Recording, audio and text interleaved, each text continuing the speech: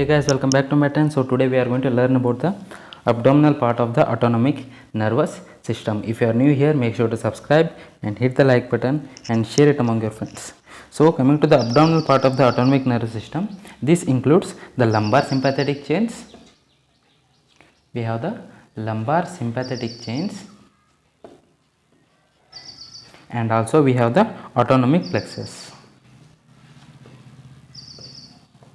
Autonomic plexus. This autonomic plexus is of the posterior abdominal wall, and this is about the lumbar sympathetic chains, and both of these comprise the autonomic nervous system of the abdominal wall. So we have the abdominal aorta, right? This is the abdominal aorta, and they finally it land by dividing into the common iliac arteries, the right common iliac artery and the left common iliac artery.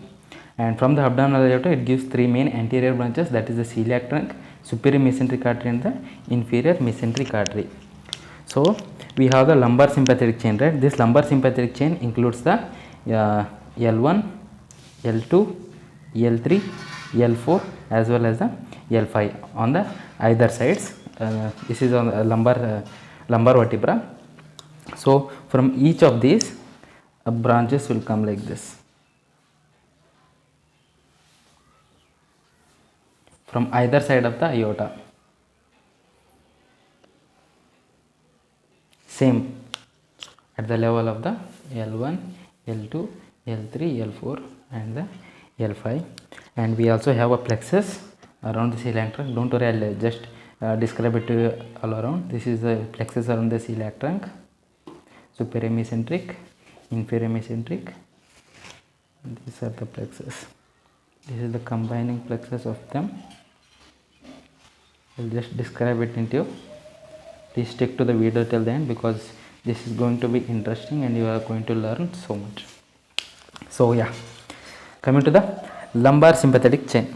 So it is a ganglionated chain and it is situated on either side of the lumbar vertebra. This is a ganglionated chain and it is situated on either side of the lumbar vertebra.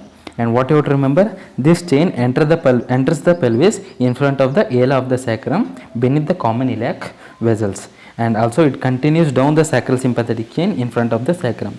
And inferiorly, the right and the left sympathetic chain, they will converge and in front of the coccyx. This is the coccyx. They form a ganglion, and this is called as the ganglion impar. Ganglion impar. This is in front of the coccyx. So what are the branches of the lumbar sympathetic chain? Just naming it to you. First one we have is the white rami communicantis. White rami communicantis. So what is the white rami communicantis? So these are the anterior primary rami of the L1 and the L2 lumbar nerves, and they send the white rami communicantis to the corresponding lumbar ganglia. Here we find the lumbar ganglia. They send the corresponding to the lumbar ganglia, and this white ramus contains the periganglionic nerve fibers and also efferent sensory fibers. It contains preganglionic nerve fibers as well as the efferent sensory nerve fibers. That's about the white rami communicantis. And then we have the second branch, and there it is called as the gray rami communicantis. Gray rami communicantis. So the gray rami communicantis arises from each of the lumbar ganglion, and then they will get connected to the ventral rami of the corresponding lumbar nerves. And these gray rami communicantis, they contain the postganglionic fibers. That's about the gray rami communicantis. And finally we have the third branch, and that is called as the lumbar splanchnic nerves. Lumbar splanchnic nerves. So what about the lumbar splanchnic nerves? These are usually 4 in number, and they arise as the medial branches from the corresponding lumbar ganglia. Medial branches from the corresponding lumbar ganglia. They convey the preganglionic motor fibers and also viscerosensory fibers. Viscerosensory means pain fibers. And the upper two lumbar splanchnic nerves, they join the celiac and the aortic autonomic plexus. This upper two, they will join the celiac and the aortic autonomic plexus, and the lower two will join the superior hypogastric plexus. This is the superior hypogastric plexus. So that's about the branches of the lumbar sympathetic system. and this is about the diagram of the lumbar sympathetic chain and also the autonomic plexus.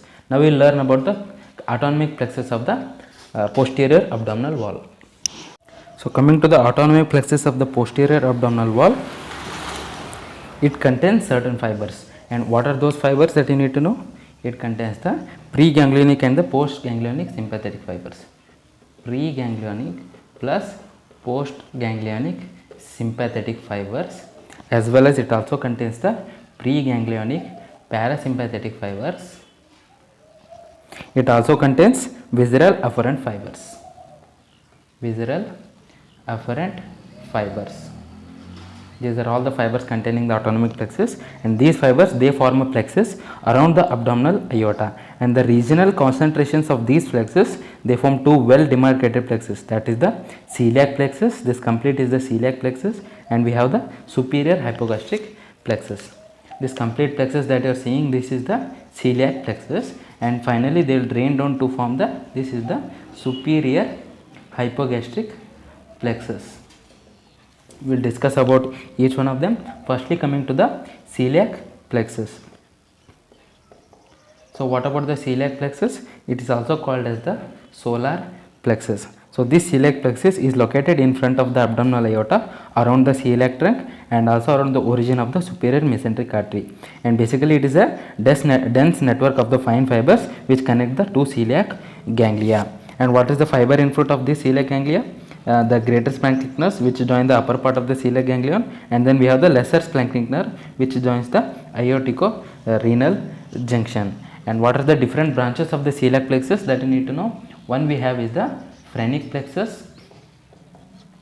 Phrenic plexus, and this accompanies the corresponding inferior phrenic artery. And then we have the hepatic plexus arising from the celiac plexus.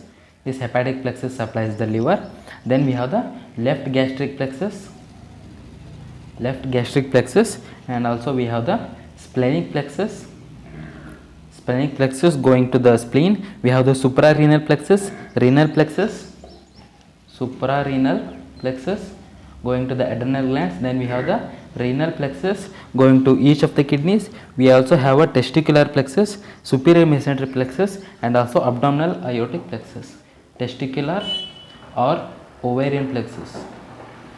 These will go to the testicles or ovary of the individual. We also have the superior mesenteric plexus and also abdominal aortic plexus. So these are all the different plexus that arise from the celiac trunk, and they will supply different regions of the body. Now just a small introduction about the superior hypogastric plexus. It lies in front of the bifurcation of the abdominal aorta at the level of the body of the L5 vertebra, and it is formed by the descending fibers of the aortic plexus, and also the third and the fourth lumbar splanchnic nerves, and also the contains fibers of the ascending filaments of the inferior hypogastric plexus as well. These are the inferior hypogastric plexus. And what is the functions of the superior hypogastric plexus? The parasympathetic fibers have exclusive control on the muscular walls of the bladder, urethra, and the rectum. And the pelvic splanchnic nerves, they are also called as the nervi laryngitis. They relax the walls of the arteries supplying the erectile tissue of the penis or clitoris in the female, and this leads to their erection. Hence, it is called as the nervi laryngitis.